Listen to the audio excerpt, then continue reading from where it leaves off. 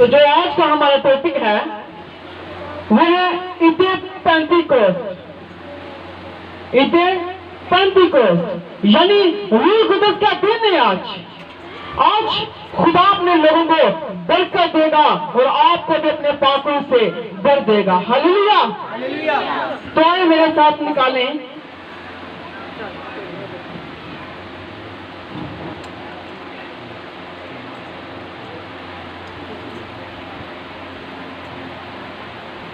मत्ती की अंजील उसका 3 बाब उसकी 11 आयत।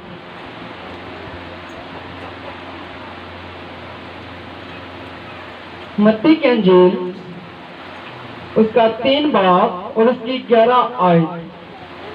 तो खुदा के कलाम के अंदर लिखा है, मैं तो तुमको तौबा के लिए पानी से बपतिस्मा देता हूं, लेकिन जो मेरे बाद आता है वह मुझसे जोर आवर है, मैं उसकी जूती उठाने के लायक नहीं।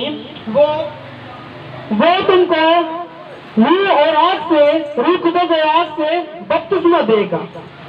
उसका छाछ उसके हाथ में है और वो अपने कलाम को खूब साफ करेगा और अपनी घियों को तो खत्ते में जमा करेगा, मगर वैसा उस आग में जलाएगा जो बुझने की नहीं।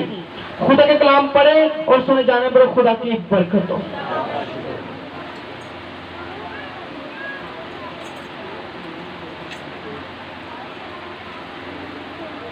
तो आज खुदा के कलाम के अंदर से हमने पढ़ा है कि यूहन्ना जो बपतिस्मा देने वाला था, जो बपतिस्मा देता था खुदा के नाम पर लोगों को, बपतिस्मा सिर्फ वही लोग लेते हैं जो अपनी जिंदगियों को तब्दील करते हैं, जो अपने गुनाह से तौबा करते हैं, जो चाहते हैं कि मैं खुदा के अंदर जिंदगी बसर करना चाहता हूं, जो कहते हैं कि मैं जो अपनी जिंदगी को छोड़ना चाहता हूं, पुरानी जिंदगी को, जो नशा की लानत है, जो फिर तमाम तर बदी की जो जिंदगी है मैं उसे छोड़ देना चाहता हूं, वही लोग जो हैं वो तौबा करते हैं और यीशु मसीह के नाम से बपतिस्मा लेते हैं। इसी तरह यूहन्ना अरबी, यूहन्ना जो है वो भी बपतिस्मे देता था लोगों को खुदा के नाम पर वो ये भी मनाती करता था, मैं तो तुम्हें पानी से बपतिस्मा देता हूं, पर जो मेरे बाद आता है वो तुम्हें रूह कुदस और आग से बपतिस्मा देगा। वो तुम्हें रूह कुदस और आग से बपतिस्मा देगा। इसी तरह वक्त गुजरता रहा, जब यीशु ने भी उससे जब बपतिस्मा लिया, जब पानी से नीचे जाकर जब ऊपर आया, तो कलाम में लिखा कि कबूतर की मानत रूह कुदस उस पर नाज़िल हुआ, रूह कुदस उस पर नाज़िल हुआ। तो इसी तरह जब रूह कुदस नाज़िल हुआ तो खुदावंद यीशु मसीह जो है वो रूह कुदस से भर गए। और जब यूहन्ना उसे देखता है और उससे कहता है कि ये है वो बर्रा जो दुनिया के गुनाह उठा लिए जाता है, यही है वो बर्रा, यही है खुदावंद जो दुनिया के गुनाह उठा ले जाता है। जब कबूतर की मानत रूह कुदस नाज़िल हुआ तो यीशु जो है वो रूह कुदस से भर गया। इसी वक्त जो है वो गुजरता रहा, खुदा अपने बंदों को, अपनी बेटी और बेटों को जो है वो ये नबूवत करता रहा, ये कलाम सुनाता रहा रूह कुदस के बारे में। रूह कुदस के बारे में अगर हम इमाम का पहला बाब और उसकी 8 आयत से खुदा के कलाम को पढ़ते हैं तो 8 आयत में खुदा के कलाम में लिखा है कि जब तुम पर रूह कुदस नाज़िल होगा तो तुम कुव्वत पाओगे, यानी ताकत पाओगे, जोर पाओगे। रूह कुदस जो है हमें खिदमत के लिए तैयार करता है, रूह कुदस जो है हमें बादशाही के लिए तैयार करता है, रूह कुदस जो है हमारी जिंदगी में दलेरी बख्शता है ताकि हम खुदा की प्रस्तुत कर सके, खुदा के नाम को जला दे सके। अगर हमें गीत गाना नहीं आता तो रूह कुदस की नेमत जब आती है तो हम गीत गाना शुरू हो जाते हैं। अगर दुआ करने नहीं आती तो रूह कुदस जब हमारी जिंदगी में उतरता है तो हम जो है दुआ करनी शुरू कर देते हैं। अगर हम खुदा के कलाम से शर्माते हैं, खुदा की हजूरी में जाने से शर्माते हैं, तो जब आप खुदा की हजूरी में आएंगे तो रूह कुदस आपकी जिंदगी में जब नाज़िल होगा तो आपकी जो शर्म है, आपकी जो घबराहट है, जो आपका खौफ है, वो रूह कुदस के वसीला से वो खत्म हो जाएगा। वो आप दिलेरी के साथ प्रस्तुत करेंगे। इसी तरह वक्त गुजरता रहा, वो वक्त आ गया कि रूह कुदस का जब वक्त आया, रूह कुदस का वक्त आ पहुंचा, जब यीशु मसीह आसमान पर उठाए गए, जब यीशु मसीह आसमान पर जब उठाए गए तो अपने शागिर्दों से कहने लगा कि मैं बाप के पास जाता हूं, तुम्हारे लिए दूसरा मददगार भेजता हूं, तुम्हारे लिए दूसरा मददगार भेजता हूं। और यीशु मसीह ने कहा कि तब तक जब तक रूह का लिबास तुम्हें ना मिल जाए तो यरूशलेम से बाहर मत जाना, यहां पर तुम रहना जब तक कि तुम्हें कुव्वत का लिबास ना मिल जाए। जब यीशु मसीह के जाने के बाद उसके शागिर्द बेबस हो गए, वो समझने लगे कि हमारे पास अब ताकत नहीं है, हमारे पास अब जोर नहीं है। वो अपने आप को बुज़दिल समझने लगे। जब अपने आप को बुज़दिल समझने लगे तो लोग उनको चढ़ाने लगे, उनको बातें करने लगे। जब भी वो किसी दूसरे को यीशु के बारे में बताना चाहता था तो लोग उनकी सच्चाई को कबूल नहीं करते थे, लोग उनकी सच्चाई को कबूल नहीं करते थे। लोग जो है उसे उन पर तहमत लगाते थे, लोग जो है उन्हें बेइज्जत करते थे। इसी तरह वक्त जब गुजरता रहा, वो वक्त आ गया जब रूह कुदस का नाज़िल होना लाजमी था, जिस दिन उन्होंने कुव्वत पाई।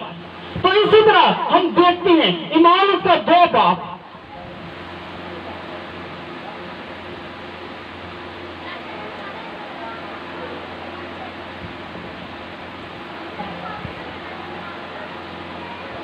इमाम 2 बाप में लिखा है कि जब ईद पेंतीकोस्त का दिन आया तो वो सब एक जगह जमा थे कि यक आसमान से ऐसी आवाज आई जैसे जोर की आंधी का सुनाटा होता है, और उससे सारा घर जहां वे बैठे थे गूंज गया, और उन्हें आग के शोला की सी बटती हुई ज़बानें दिखाई दी, और उनमें से हर एक पर आ ठहरी, और वह सब रूह कुदस से भर गए और गैर ज़बानें बोलने लगे जिस तरह रूह ने उन्हें बोलने की ताकत बख्शी थी। जब शागिर्द जो है अपने आप को बुज़दिल समझने लगे, खास करके पतरस जो खुदा का खास शागिर्द था, जो खुदा से बहुत ज्यादा मोहब्बत रखता था, उसका नाम पहले शमाउन था। यीशु ने फिर उसे पतरस बना दिया और यीशु ने उससे कहा कि मैं तुम्हें आजमगीर बनाऊंगा।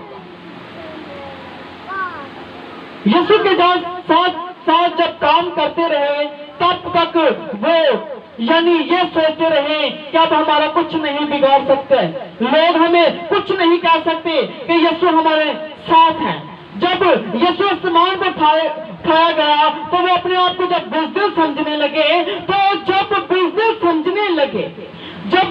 समझने लगे तो यरूशलेम के अंदर ही ठहरे रहे और खुदावन से हिम्मत और ताकत और जोर को मांगते रहे। और मैं आपको आज बताना चाहता हूँ कि आप परेशान हो, अगर आप बुज़दिल अपने आप को समझते हैं तो आप घबराएं मत, क्योंकि खुदा का रूह कुदस आपकी जिंदगी में भी आज नाज़िल होगा। इसी तरह जब वो अपने आप को बुज़दिल समझने लगे तो उन्होंने 120 की जमात को इकट्ठा किया। उसके अंदर औरतें भी थी, मर्द भी थे, यीशु के शागिर्द भी थे। और जब वो उस कोठरी में जब वो 120